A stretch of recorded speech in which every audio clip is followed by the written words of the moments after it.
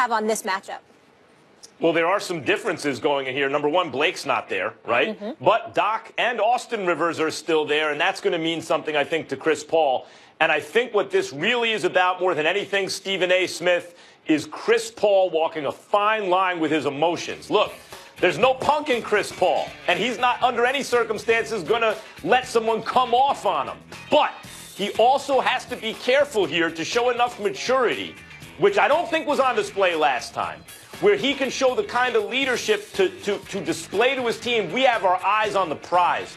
I'm trying to win a championship this year. I'm not worried about any petty concerns where I came from. You know, that's all in the past. So I understand he's not going to let anyone take advantage of him, and they may look to antagonize him. Because if you're the Clippers, and the Clippers are surprisingly good since the trade, since the Blake trade, they're fighting for their playoff lives. You know, they had a good win last night on the road against a solid team in the Nuggets. So the Clippers are looking to win. One of the ways I would try to win if I were the Clippers is exchanging an inferior player for Chris Paul if they can both get, you know, teed up or kicked out. And really, everyone on the Clippers is an inferior player to Chris Paul. So Chris Paul has to keep his obviously, I'm not suggesting he be someone he's not or in any way roll over for anyone. But I think he's got to keep his emotions in check and harness them and funnel them toward the job at hand and not allow anyone to get his goat, to get under his skin on that team. That's what I'm going to be watching for in this game, and that's how I, in fact, think that the first meeting is going to affect this one, that Chris Paul is going to be able to walk a fine emotional line because he's got to be psychologically prepared going into the game. Well, a couple of things to take into consideration. Number one, it's going to be vastly different from last game when the Clippers won 113-102 because Lou Williams had 31, but Blake Griffin had 29 and 10 that game. Blake Griffin is not there any longer, and guess who's back? James Harden, because James Harden didn't play in that last game. He'll be playing tonight. And so when you look at it from that perspective, you're talking about a guy that's the imminent league MVP for crying out loud, that he's going to be on the court tonight with Chris Paul and those boys. So expect Houston to show up. I give the Clippers a lot of credit. I watched that whole game last night between them and Denver.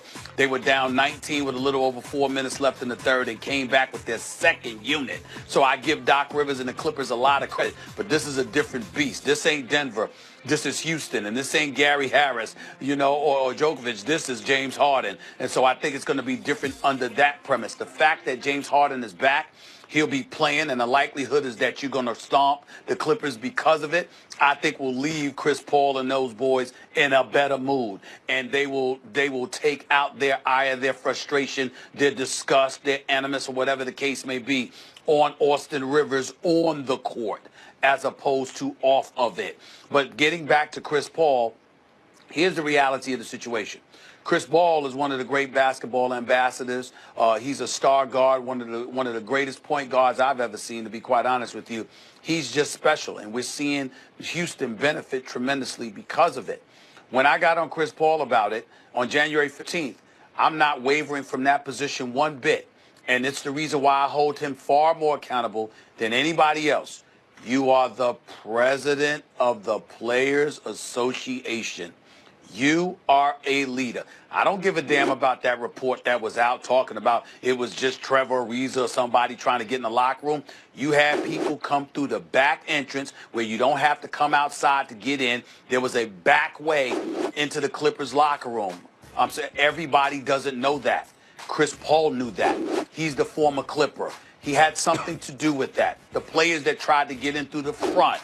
You can't ignore that. Now, this is not Chris Paul. It's an aberration, and he is a pit bull, and he's going to compete and come at you. All of that's true, and there's no reason to insult or excoriate him for it.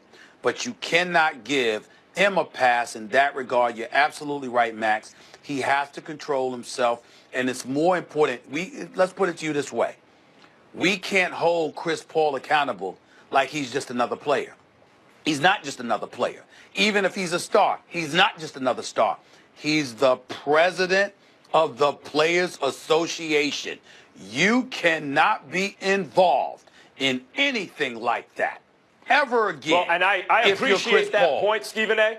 I appreciate that point. I hope Chris Paul does too. He does. I imagine he does. But I think actually what's more important than his ambassadorship of basketball, as the head of the Players Association, is the fact that he's looking to win a championship. The way a championship player here reacts, in my opinion, is by stomping the Clippers. You're right, James Harden's back. That should make things much different. If they beat the Clippers by 30 points, that makes and he keeps his cool, that makes a much bigger statement than letting them get under his skin, getting teed up and ejected. A much bigger statement. Chris Paul's issue right now in his career is, I agree with you, if you just watch him play point guard, let's leave Magic out of this. He's 6'8". He's more than a point guard. If you just watch Chris Paul play point guard, apologies to Isaiah Thomas, the original, and everyone else, I watch and I think that is a perfect point guard. Perfect.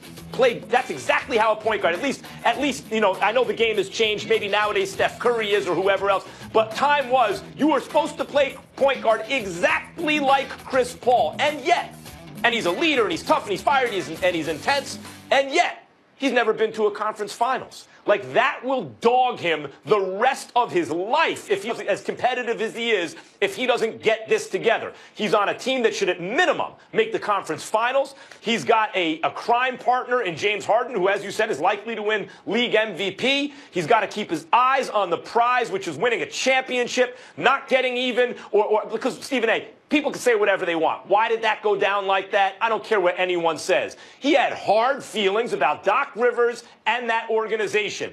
Doc Rivers, Blake Griffin, obviously, because that doesn't happen just any time. That happened against the Clippers. And he's got to get past that and keep his eyes on the prize. Max, he's 32 years old. I believe he's about 32, going on 33 years of age. He's had some injuries in his career. Tomorrow is not guaranteed. Health is not guaranteed. Knowing that he walked away from 5 years, $200+ million, because he didn't want to play for Doc Rivers and he didn't want to play with Blake Griffin and Austin Rivers. He was sick of what was transpiring there. He goes to Houston. So every point you made, which is obviously correct, what the bottom line is, what all of that, the umbrella that all of that falls under, is that you need to justify walking away from $200+ million, even though he'll probably get most of it back once he signs his new deal with Houston. The point is, if you did that, there's a reason. And you highlighted the reason for us by what transpired the last time you were at the Staples Center against the Clippers. That can't be ignored. Here's it's working out in H-Town. Houston 11-0 this month and 32-3 when James Harden and Chris Paul are both in the lineup. Later in the show, many have been invited.